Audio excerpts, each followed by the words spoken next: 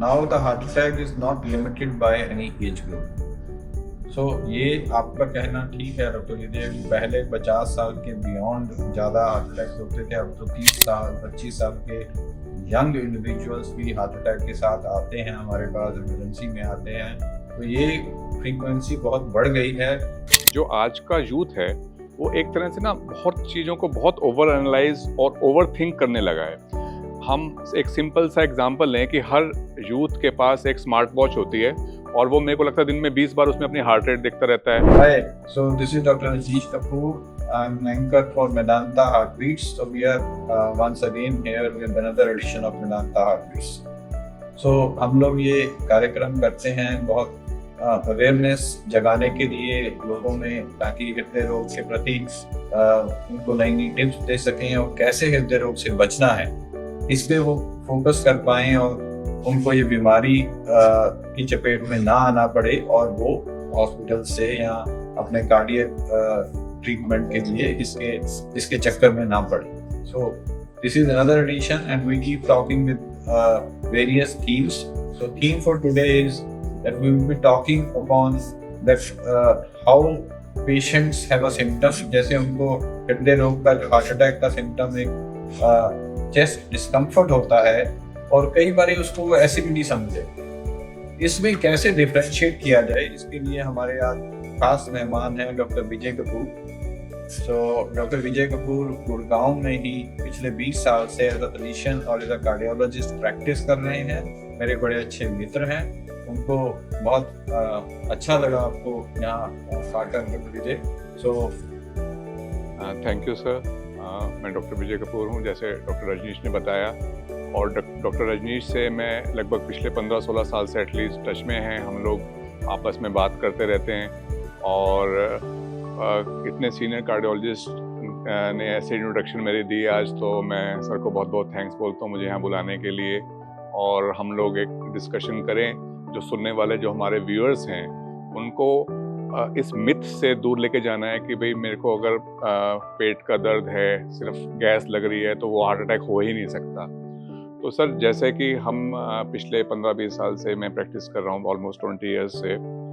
सो एक as a physician मेरे को ऐसे पेशेंट्स अक्सर मिला करते हैं, ऐसे पेशेंट्स आते हैं प्रैक्टिस में जिनको पेट में दर्द होता है। अभी पिछले 4-5 दिन पहले ही एक लगभग 40-45 ईयर्स का मेल पेशेंट आया जो कह रहा था कि मेरे को तो बहुत बाहर का खाया है मैंने और मेरे तो पेट में दर्द है, और वो थोड़ा सा पसीना और जैसे एपनिक सी लुक होती है, वाइट सा फेस हुआ था, एकदम घबराया हुआ सा लग रहा था। उसको मैंने बोला कि भाई चलो पेट की गैस की तो एक अलग दिक्कत है, बट हमें तुम्हारा जो है ECG करना ही होगा, क्योंकि पिछले 6-8 घंटे से लगभग उसको ये तकलीफ़ हो रही थी।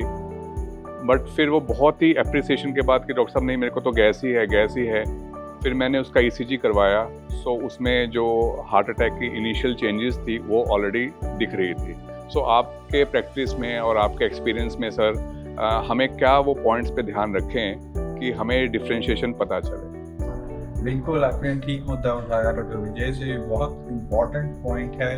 और बहुत से लोग सिर्फ यही सोचकर कि उन्होंने कुछ दवा खाया है और उससे उनको एसिडिटी की शिकायत है और उसके कारण या तो उनको एसिडिटी जैसे सिम्टम या गैस के सिम्टम या भारीपन कुछ लग रहा है, वो उसमें ही रुककर उसमें ही कंफ्यूज होकर रह जाते हैं और ये हार्ट अटैक का मामला हो सकता है, इस तरफ किसी का ध्यान नहीं जाता और इसी के चलते वो किसी डॉक्टर के पास नहीं जाते। वो पेशेंट लकी था, अब तक पहुंचा, आपने एक उसको सस्पिशन किया और ECG कराया और उसका एटलीस्ट डायग्नोस हो गया। कई बार तो हमने ऐसे पेशेंट देखे हैं, वो जब हमें पता चलता है वो ECG और इकोकार्डियोग्राफी का टेस्ट करने पे भी उनको हार्ट अटैक है, और फिर वो पीछे जब हम उस हिस्ट्री को पीछे जाते हैं तो पता चलता है 3 महीने पहले हाँ उसको एक ऐसा सिम्टम हुआ था, पर वो सोचता रहा कि उसने कुछ खाना ठीक नहीं खाया, उसकी वजह से वो एसिडिटी थी। सो किसी भी पेशेंट का, I think for the sake of audience we should want to emphasise on the fact, किसी भी पेशेंट को एसिडिटी जैसे सिम्टम हो जो नॉर्मल से थोड़ा ज़्यादा प्रोपोर्शन में लगे, उसके साथ एक पसीना आने का सिम्टम लगे या कुछ ऐसा लगे कि बहुत ऑकवर्ड फीलिंग है और भारीपन सा भी लग रहा है एसिडिटी के साथ, तो प्लीज उसको ये सोचकर इग्नोर नहीं करिए कि ये सिर्फ एसिडिटी है। एक सिंपल ईसीजी करने से, like doctor Vijay has really clicked on the final point, एक सिंपल ईसीजी करने से ये पूरी तरह पता लगाया जा सकता है वो सिम्टम हार्ट की तरफ, हार्ट अटैक की तरफ ज्यादा है या ए प्योर एसिडिटी।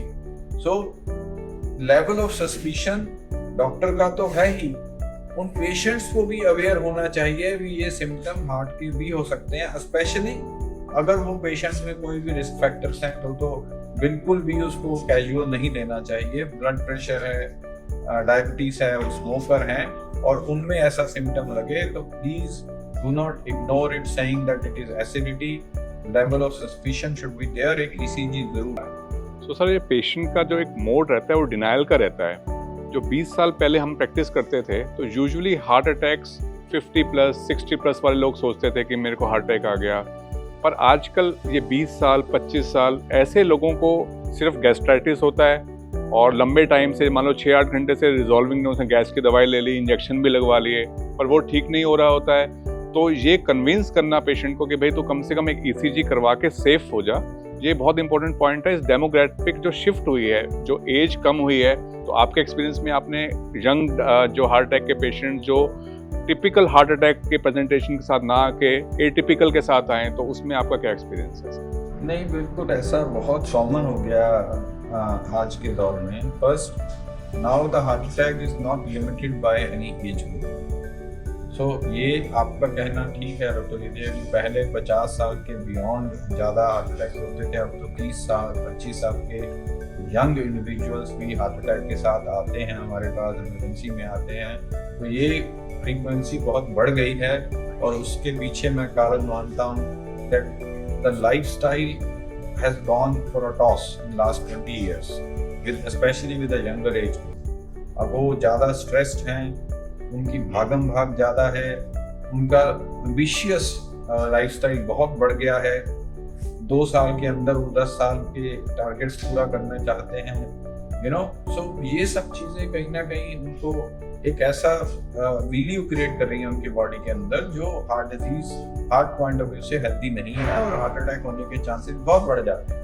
और उसी लाइफस्टाइल में आता है आजकल का यंगस्टर, ज़्यादा सिगरेट पीता है, ज़्यादा फ्राइड चीज़ें और रवा दवा और रेडीमेड फूड्स, पिज़्ज़ा, बर्गर्स, उसका सेवन बढ़ गया है।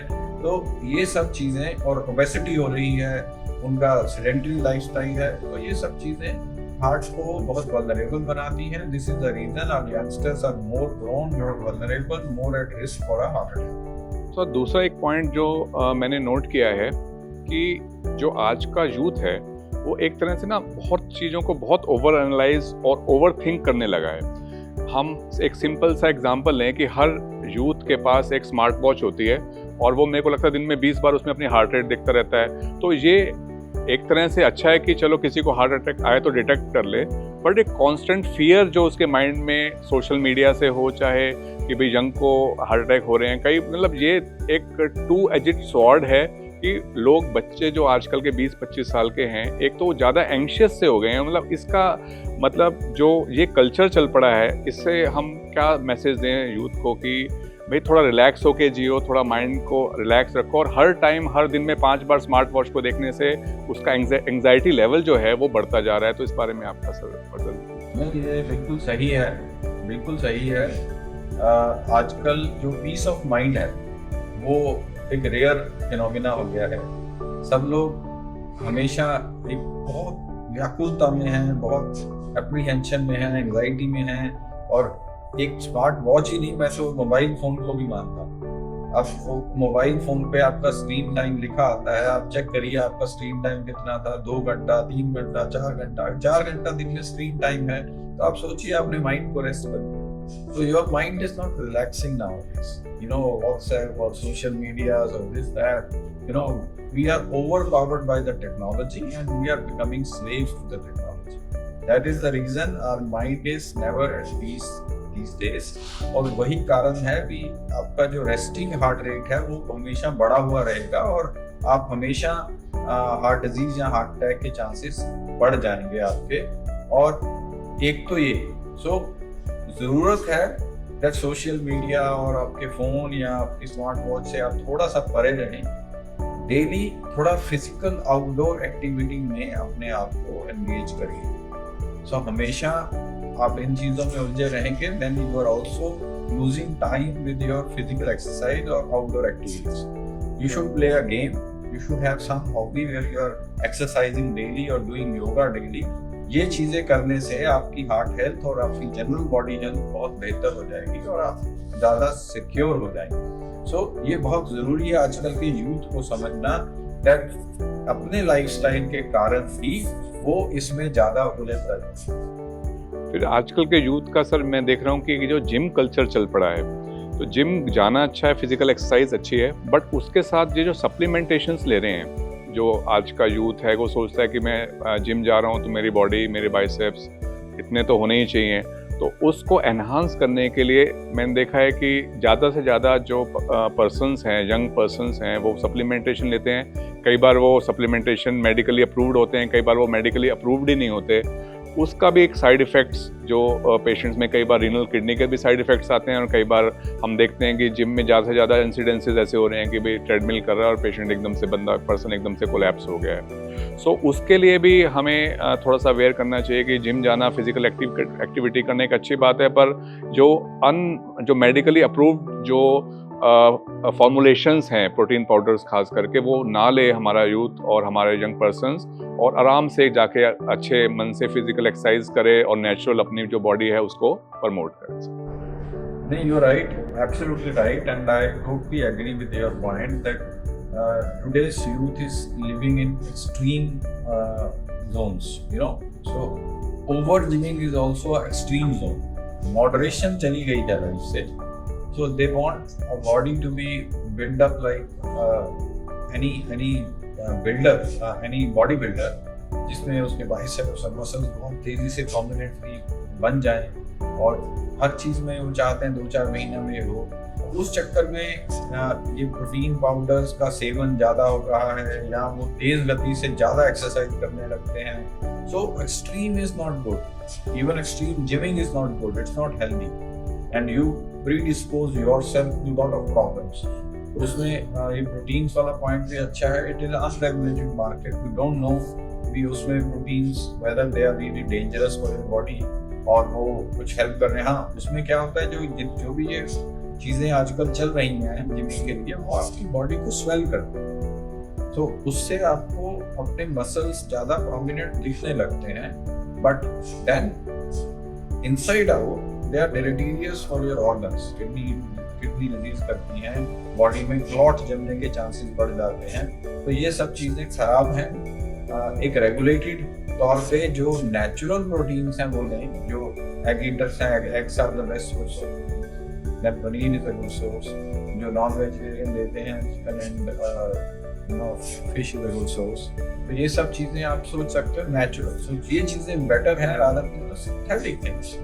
सो my message to all the youth is that try to live your life in moderation, और खुश रहिए। थोड़ा सोशल मीडिया से या अपने फ़ोन से बचिए, थोड़ा टाइम अपने आप के लिए निकालिए, थोड़ा एक्सरसाइज करिए, थोड़ा बाहर निकलिए, गेम खेलिए, स्पोर्ट्स में अपने आप को एंगेज कीजिए। That is the way to lead a normal good healthy life. Otherwise you will fall in trap of these things and your health will go down and even your heart attack chances will go. फिर sir एक मेरे पास जो एक trend अभी देखने को मिला है कि यंग पेशेंट होता है, यंग पर्सन होता है, चेस्ट पेन के साथ आया, उसका हार्ट अटैक, हमने मायोकार्डियल इन्फेक्शन हमने डायग्नोज किया, किसी पेशेंट को स्टेंट्स भी डले, फिर वापस मेरे पास वो फॉलोअप पे आते हैं, एंड वो अक्सर ये बात बोलते हैं, सर मेरे को ना कोविड वैक्सीन लगी थी, उस वैक्सीन की वजह से अब मेरे को हार्ट अटैक हुआ है, मेरी तो कोई गलती नहीं है, मैं तो परफेक्ट लाइफ जी रहा हूँ। सो उनको हम उसके लाइफ स्टाइल्स में डिटेल में जाते हैं तो ज़्यादातर तो पता चलता है लाइफ स्टाइल डिजीज़ है, बट कई बार बिना किसी कारण के भी ऐसे होता है। सो सर आपका क्या टेक है कि कोविड वैक्सीन का कोई इफेक्ट है एमआई जो आजकल बढ़ रहे हैं? ये क्वेश्चन बहुत बार उठा है और उसका आंसर यही है कि कोविड वैक्सीन या कोविड की बीमारी अपनी पीक पे थी। कोविड वैक्सीनेशन एक तरह से बहुत ज़रूरी था अपनी सोसाइटी में। कोविड का जो प्रकोप था उसको कम करने के लिए। तो वैक्सीन ने तो अपना काम किया, बट कहीं ना कहीं ये माना गया, बाद में बहुत सारे केसेस हार्ट अटैक से आए हमारे पास, ब्रेन स्ट्रोक्स भी बढ़े, तो ये माना गया भी वैक्सीन थोड़ा सा कहीं बॉडी को गलत तरीके से सेंसिटाइज कर रहा था। सो बट कोई बहुत स्ट्रॉन्ग हमारे पास डेटा नहीं है इस चीज का, but in any case we are out of that zone. हम इस चीज को कुछ साल गुजर चुके हैं। जो वैक्सीन का इन्फ्लुएंस है वो भी बॉडी में 2 साल से ज्यादा नहीं रहता है। So initially, even if there are some increased cases which was there because of some increased sensitivity because of COVID antibodies, either by COVID infection or by COVID vaccine, we are out of that phase. So let's not keep this, blame game, this thing, and keep on highlighting this statement that whether it is COVID. अपने सबसे बेहतर उपाय अपने आप को healthy रखने का, आपको अपना लाइफस्टाइल सुधारना पड़ेगा। There is no excuse to it. If somebody says मैं तो एक्सरसाइज नहीं करूंगा, मैं बाहर नहीं जाऊंगा, मैं कोई स्पोर्ट्स नहीं खेलूंगा, and then keep on hoping that उसको कोई बीमारी ना लगे, उसका कोलेस्ट्रॉल ठीक रहे, उसको हार्ट डिजीज ना आए, तो ये गलत है। वो ऐसा नहीं हो सकता। आप मेहनत करोगे, आपको मेहनत का फल मिलेगा आपके हेल्थ के रूप में। आप नहीं करोगे, आपको उसका गलत परिणाम मिलेगा। आपको हार्ट अटैक और आपको डायबिटीज और आपके कोलेस्ट्रॉल, ये सब चीजें बढ़कर हो सकती हैं। सर, एक लास्ट पॉइंट हम लोग कवर करते हैं आज की पॉडकास्ट में। जो मेरा एक्सपीरियंस होता है, जैसे हमने एक पर्सन आया और चेस्ट पेन के साथ, उसका हमने डायग्नोज कर दिया कि भाई उसको हार्ट अटैक लग रहा है या हार्ट अटैक है, पक्का भी है।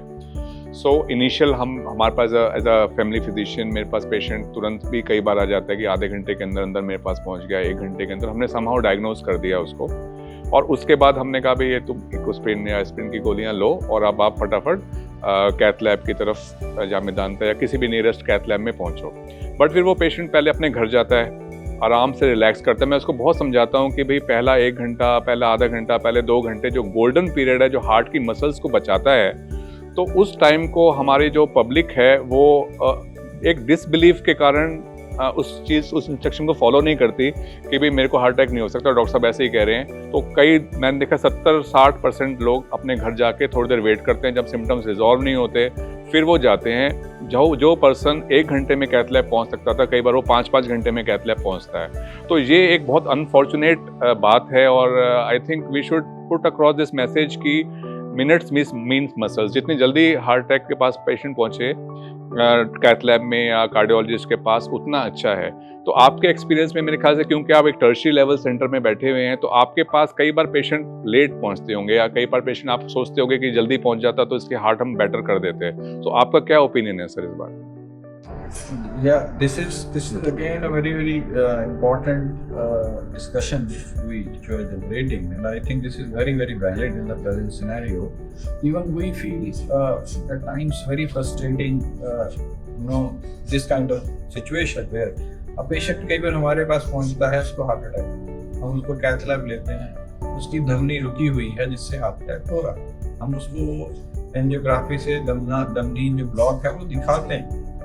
एंड अब उसमें बेस्ट क्या होता है, जितना जल्दी हम उसका रक्त प्रवाह, उसको ब्लड फ्लो को रीएस्टैब्लिश कर लें, तो वो उसका हार्ट अटैक थम सकता है, उसका डैमेज और कम से कम हो सकता है। But at times there are certain patients who are very rigid and who are suspicious. ये पता नहीं ठीक है, डॉक्टर मुझे ठीक बता रहे हैं या नहीं बता रहे हैं, तो वो टाइम अपना लेते जाते हैं। I think this has come out of some mistrust, अब वो उनको कहीं ना कहीं एक दिमाग में शक है भी ऐसा तो नहीं है, मुझे गलत बता रहे। हम पेशेंट को सीधा बताते हैं ये पिक्चर है, आप इसकी पिक्चर लीजिए, आप यहाँ डिस्कशन करना करिए, but this is the true picture that patient is going for heart attack. और इसको इस वक्त जितना जल्दी हम इस आर्टरी को खोलेंगे उतना इसको फायदा होगा। और कई बार इसको ना करने से लाइफ थ्रेट बढ़ता है। वही जो आपके पास पेशेंट दिखा के घर चला गया, अब अगर वो हार्ट अटैक से गुजर रहा है तो first 3-4 hours can be a mortality to a patient of acute heart attack. अब उसमें ऐसा हो सकता है कि पेशेंट को वो लाइफ थ्रेट क्रिएट हो जाए और हॉस्पिटल पहुंच ही ना पाए।